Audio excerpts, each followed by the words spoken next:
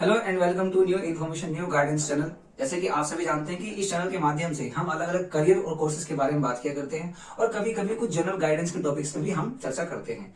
आज हमारा डिस्कशन का टॉपिक है इंपॉर्टेंस ऑफ एजुकेशन। अगर हम एजुकेशन को देखें तो ये एक ऐसा प्रोसेस है जिसके द्वारा हम language, knowledge, skills, morality, values या कुछ हैबिट्स ऐसे डेवलप करते हैं जो कि हम समय समय पर इस्तेमाल करते हैं ताकि हमारे सामने जो आने वाली समस्याएं हैं हम उन्हें डील कर पाएं। इसके अलावा अगर हम इंपॉर्टेंस ऑफ एजुकेशन को समझें तो इसमें जो हमारे स्कूल के अलग अलग विद्यार्थी हैं, अलग अलग कक्षाओं के हैं, वो सभी के लिए हेल्पफुल है। लेकिन स्पेशली जो हमारे स्टूडेंट्स कक्षा 6, 7 और 8 में पढ़ते हैं, ये उनके लिए ज्यादा जरूरी है। क्यों?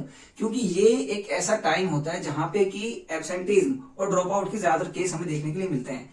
आगे बढ़ने से पहले हम समझ लेते हैं कि ड्रॉप आउट और एब्सेंटीज्म का मतलब क्या है। ड्रॉप आउट का मतलब ये है कि जब कोई अपनी पढ़ाई को बीच में ही छोड़ दे और स्कूल जो है अपना वहीं पर ही रोक दे।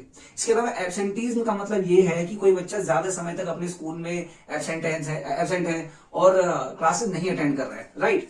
तो इस वीडियो में हम यही बात करेंगे कि असल में जो हमारी एजुकेशन है उसका इंपॉर्टेंस क्या होता है। इसके साथ साथ हम ये भी बात करेंगे कि अगर हम एजुकेशन को सामाजिक स्तर पर देखें तो उसके क्या प्रभाव होते हैं और अगर कोई व्यक्ति अपनी पढ़ाई बीच में छोड़ देता है तो उस पर क्या उसके इफेक्ट पड़ते हैं।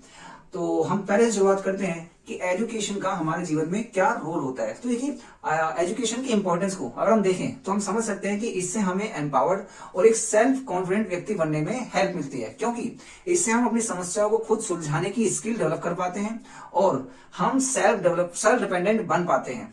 और यदि हम अपनी एजुकेशन को कांस्टेंट और कंटिन्यू रखें, बीच में ना छोड़ें, तो हमारे सामने जो करियर एडवांसमेंट के ऑप्शंस होते हैं वो भी मिलते हैं और उसके ज्यादा से ज्यादा ऑप्शंस भी हमारे पास रहते हैं। इसके अलावा अगर हम एजुकेशन को एक इकोनॉमिक डेवलपमेंट के रूप में देखें तो यहाँ पर हमारी खुद की और हमारी फैमिली की जो इकोनॉमिक डेवलपमेंट होती है वो भी हमारी जिस प्रकार की हमने अपनी एजुकेशन ली है उस पर डिपेंड करता है। जैसे कि मान लीजिए कि अगर मैंने अपनी एजुकेशन को पूरा किया है तो मेरे पास ज्यादा ऑप्शंस अवेलेबल होंगे, ज्यादा बेहतर ऑप्शंस होंगे तो मैं अपनी फैमिली को उतने ही बेटर तरीके से सपोर्ट कर पाऊंगा।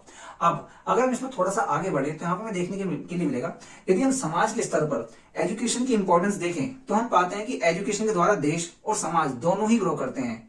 ज्यादा से ज्यादा लोगों के पास जब ऑक्यूपेशनल अपॉर्चुनिटी होती है तो इकोनॉमिक लेवल पर ग्रो करने में भी हमें हेल्प मिलती है। इसके साथ साथ एजुकेशन सोशल प्रोग्रेस और इक्वालिटी को बढ़ाती है। इसके साथ साथ अगर हम देखें तो ये पॉवर्टी यानी कि गरीबी को कम करके और इन इक्वालिटी को भी कम करती है। जैसे कि अगर हम देखें तो जब हम एजुकेशन लेते हैं तो हम बाकी लोगों के प्रति सेंसिटिव होते हैं और हम कोशिश ये करते हैं कि जितने भी समाज में लोग हैं हम उन सभी का उत्थान करें और एक बराबरी पर लेकर के आए।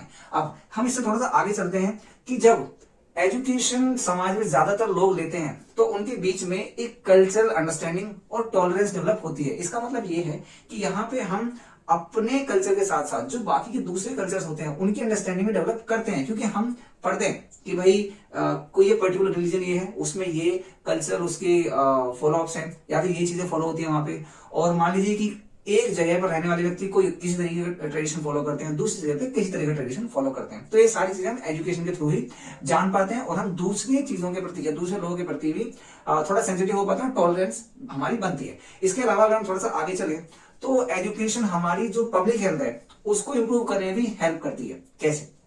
मान लीजिए कि कहीं पर गंदगी पड़ी है, ठीक है। अब उस गंदगी से हमें मानसिक तौर पर, स्वास्थ्य तौर मतलब जो हमारी हेल्थ है, फिजिकल हेल्थ है, वो किस तरीके से अफेक्ट होगी।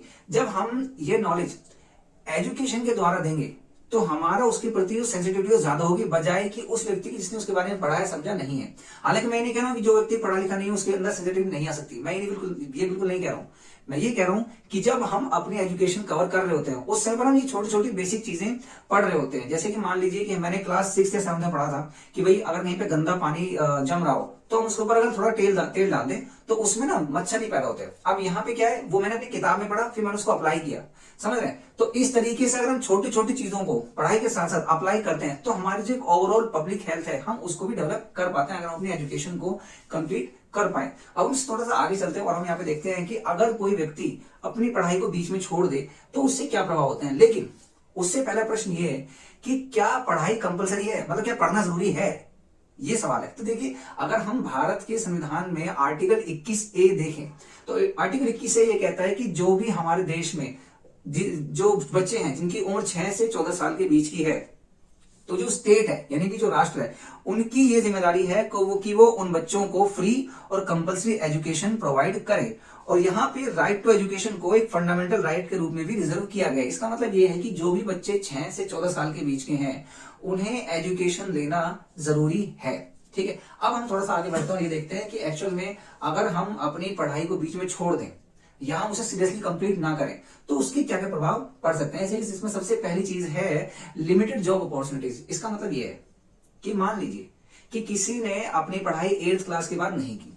ठीक है, ध्यान से सुनना, किसी ने अपनी पढ़ाई 8th क्लास के बाद नहीं की और कोई एक बच्चा है, उसी का फ्रेंड है जो कि 12th क्लास तक पढ़ता है। अब मान लीजिए कि किसी गवर्नमेंट जॉब का एक पेपर निकलता है, ठीक है, जिसमें कि एलिजिबिलिटी मांगी गई है 10th क्लास या फिर 12th क्लास। अब जो बच्चा 12th पास कर गया वो दोनों के लिए एलिजिबल है।